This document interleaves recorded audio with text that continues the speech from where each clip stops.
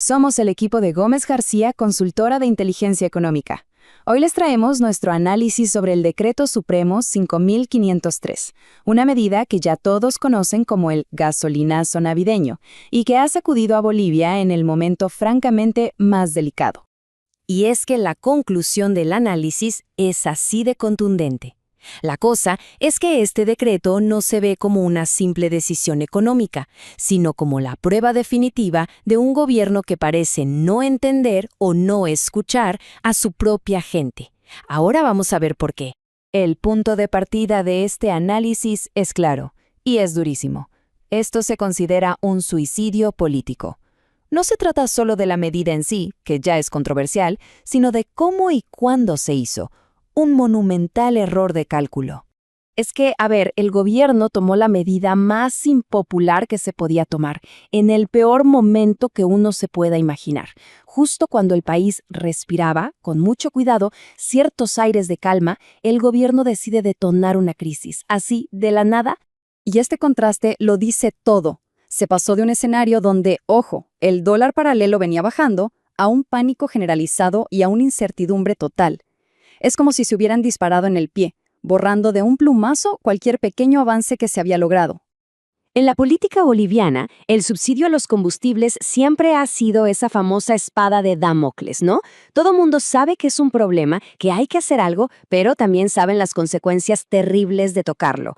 Bueno, pues parece que el gobierno actual decidió ignorar por completo ese peligro. Y fíjense en esto, que es clave.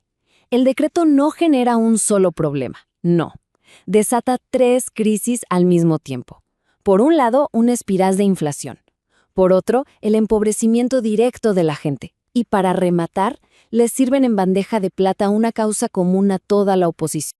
Aquí está la justificación, o mejor dicho, la gran apuesta del gobierno. Su idea era que el aguinaldo de Navidad, ese dinero extra, iba a funcionar como un colchón para que el golpe de la subida de precios no se sintiera tanto. Pero claro, esta tesis tiene un defecto fundamental.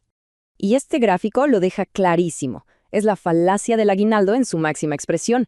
El aguinaldo lo recibe una minoría, la gente que está en el sector formal. Pero la inmensa mayoría, la que vive del día a día en el sector informal, no tiene ese colchón.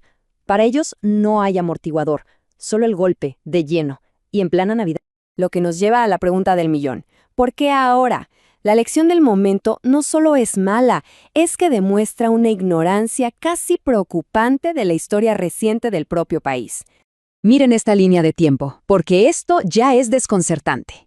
En diciembre de 2010 hubo un intento casi idéntico. Un gasolinazo que provocó tal nivel de protestas que tuvieron que echarlo para atrás en cuestión de días. Repetir el mismo error en la misma fecha es difícil de entender. Y esta cita del análisis lo clava.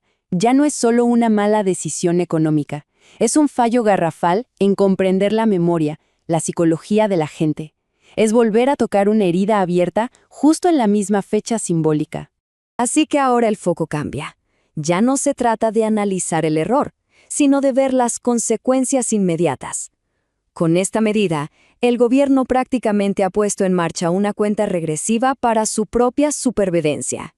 La situación actual es que el gobierno está en una encrucijada con solo 2 salidas y ninguna parece buena. O dan marcha atrás, lo que demuestra debilidad, o insisten y se arriesgan a perder por completo el control del país. Al final, el resumen es este. En su intento por arreglar un problema fiscal, lo que han hecho es crear uno mucho, mucho más grande. Una crisis política que podría ser terminal.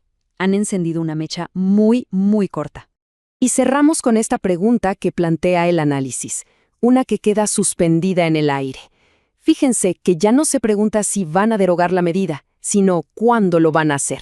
¿Cuántos días se van a tardar si su objetivo es simplemente conservar el poder? Una pregunta que sin duda invita a la reflexión.